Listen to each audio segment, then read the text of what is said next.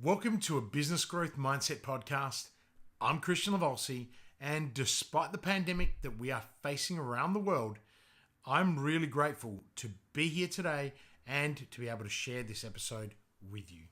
To all the business owners and entrepreneurs, the crazy ones, the believers, the doers, the clever makers, the action takers, and everybody else in between, this podcast was designed for you. The past few weeks, I have been focused on resilience, and with the escalating developments of COVID-19, resilience will be something everyone needs to focus on and to develop because it's a vital coping and survival mechanism which we need to endure, overcome, and rebuild. Resilience is a powerful mechanism that provides you the ability to overcome adversity and weathering those storms. So please make sure, if you haven't already done so, to listen to episodes 7 and 8 and share it with your team and friends. Today's episode is about dealing with COVID-19, and I'll provide you with 5 critical areas that will help you navigate the storm. And to further support you, I've prepared a comprehensive COVID-19 business preparation checklist. The link is in the show notes. So stay tuned and listen up, because today could be the difference between order and chaos. As a sole trader or a business owner of a SME, we are continuously faced with challenges. At the present, we are dealing with a deadly virus known as COVID-19. That is bringing the global economy to its knees. In Australia, we've just surfaced from one of the worst bushfire seasons of all time. In 2008, it was the global financial crisis, and in 2001, it was the tech bubble.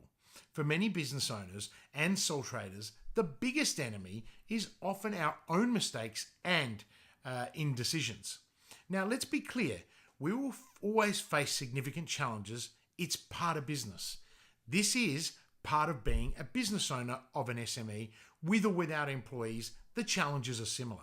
What's critical to understand is the way in which we approach and address these challenges is completely on us.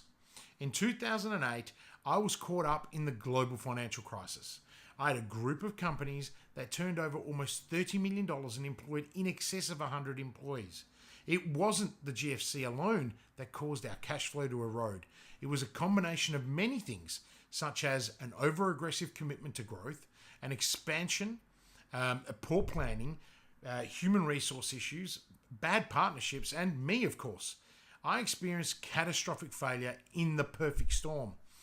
I met with administrators, liquidators, lawyers, and accountants. These people, they're so friggin' risk averse, and they gravitate you into the belief that this is the only option because the pain goes away and there is always a chance that you can recover. Now, let me be clear.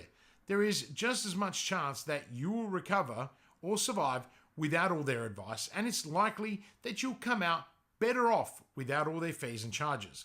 However, there are some cases that cannot be reversed, and there are obvious reasons why some people need to enter administration, but that's for another day. This was undoubtedly one of the worst and most challenging periods of my entire life. The pain, the anxiety, it lasted 18 months, and when I tell you it was hard, 10x it. It was fucking hard. I was so close to hitting that fuck it button on so many occasions. Through perseverance, hard work, and determination, I sold all my businesses, and they continued with new owners. I settled the debts and entered payment arrangements that would affect me for at least 5 more years, but I survived.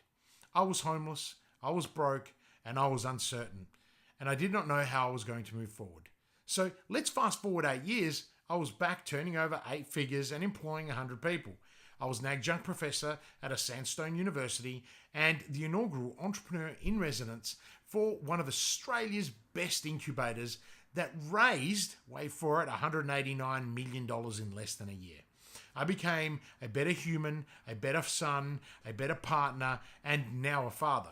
I was wiser, smarter, tougher, more resilient, and I had built grit. I was better for it, I made better decisions, and now I was helping others navigate disruption, change, and challenges. It was at this point I realized in late 2018 that I wanted to create more change, give myself more time with my young family, and rather than run exclusively my own companies, I wanted to help others grow and systematize their dreams. So I systematically exited the sale and handover of most of my companies over an 8-month period. I was very focused on exiting the bricks and mortar businesses and the ones that had a huge HR dependency. What really stood out about this 10-year development was that I could go beyond just solving problems. I developed a growth mindset that now allowed me the vision and foresight to uncover the unspoken, unknown opportunities that helps business owners flourish and grow. So, having weathered the storm on more than one occasion and having worked with hundreds of business owners to help them navigate and change their course, I wanted to share some valuable tips for you to consider, particularly if you're sailing on a ship through the storm right now. Before I do, I want you to know that COVID-19 is a different crisis. It's different because it's a health crisis that affects us in many ways, because today we are very connected in how we do business. Now, for example, an iPhone. It involves more than 40 companies to produce components for the product to be finished. So it's important that all business owners of all sizes consider 3 shocks that the market is experiencing and how they relate to you. So 1, supply distribution. 2, aggregate demand. And 3, liquidity. Now, I mean this in terms of declining confidence and credit growth. This is a black swan event, and our existing plans and forecasts are not necessarily applicable anymore. However, there are many things that you can do to help your business navigate this massive storm. Excuse me. And here are 5 critical areas that will help you. Remember, don't let great get in the way of good. Just start and get on with it. So number 1, forecast your cash flow. Many of you rely on monthly P&L forecasts, and this is just simply not enough. Any forecast or budget that you've prepared are well and truly expired now with the escalating global impact of this virus. You need to prepare weekly cash flow forecasts. Yes, weekly. And they need to be updated daily. This will provide you with the visibility and flexibility to take a considerate approach to managing your cash flow.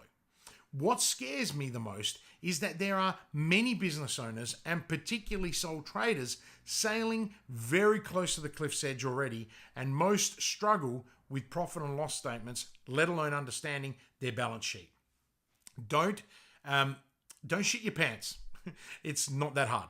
A simple cash flow is essentially money in and money out, the inflows and outflows of your business. The hardest part is planning for when it comes in and when it goes out.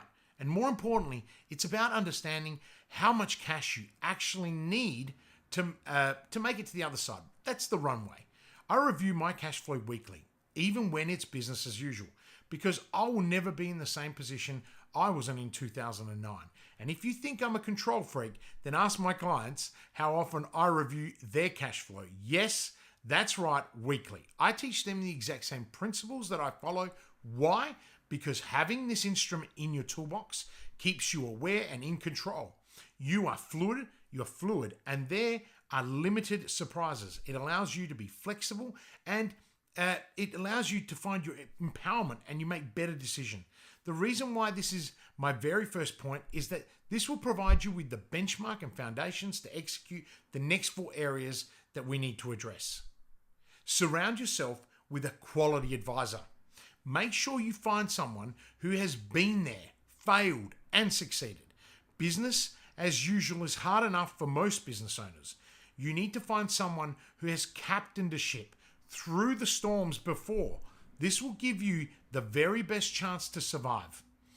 Serial entrepreneurs are amongst the very best advisors for this exact reason, because they identify their weaknesses early and employ experts to manage those areas. Then they focus 100% of their energy and time into doing what they do best, their core strength. For many people, this is where they will fail. They will try to steer the ship on their own, and you cannot do this on your own. Consider your individual situation, but reviewing the implications such as finances, your team, your family, your emotions, and your clients.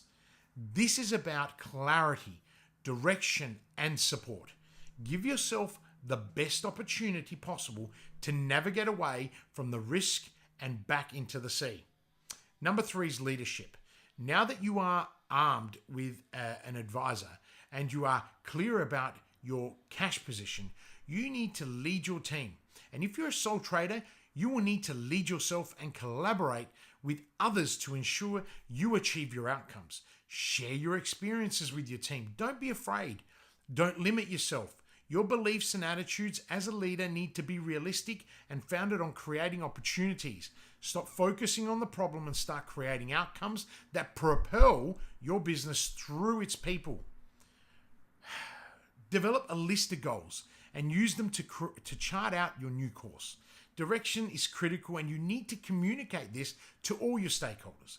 Write SMART goals. So many people I meet have no goals at all. Well, right now you're going to need them.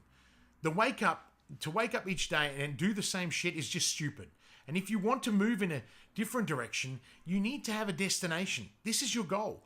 Mobilize yourself and your team to achieve that goal through taking massive action.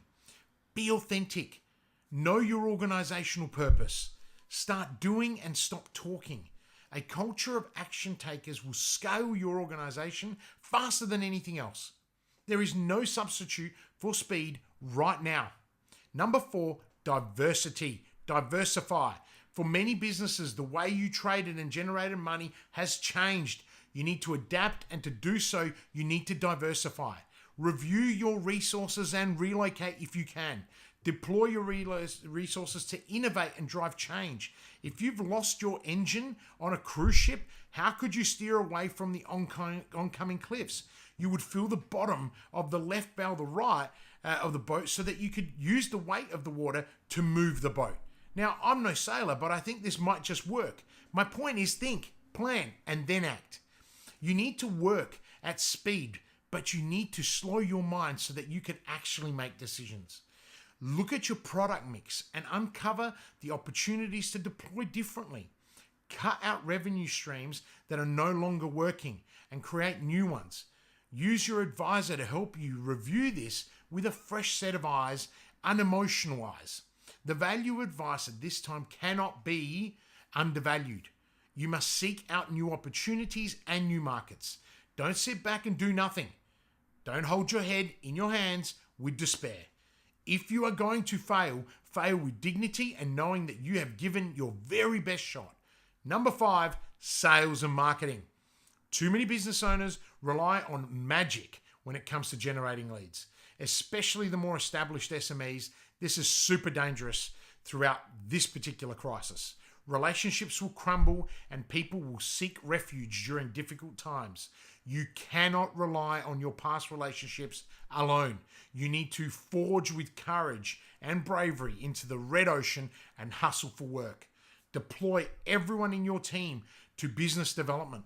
Without the cash coming in, there will be no business.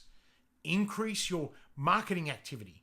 There are heaps of below-the-line marketing tactics that you can generate to create work. SMEs are falling behind and they are missing out on simple and effective business improvements by failing to adopt simple technologies. Things like HubSpot, Canva, and Campaign Monitor can make your marketing activities double by making you more professional and more efficient. Learn by doing if you don't know how is the approach taken by those with a growth mindset. In marketing, this is critical. We often don't have the tools, the context, or the content. So go and create it, test and learn by doing. The person who works the hardest in these times will excel. To further support you, I have prepared a COVID-19 business preparation checklist. The link is in the show notes, so make sure you download it. In this time of need, what we can do is to better plan, consider, and act. To be able to do so, we need to build our own resilience and that of our teams. If you haven't already done so, please listen to episodes 7 and 8. By being resilient, we give ourselves the very best opportunity to make better decisions, but also to persevere and endure. From all of us, keep safe, maintain your distance, don't hoard, wash your hands, and most important of all, use the digital tools you have available to stay connected with the people that matter the most to you. Host a daily Zoom with a coffee or Zoom Friday drink sessions. We must care for our most vulnerable and ensure that they are not exposed unnecessarily.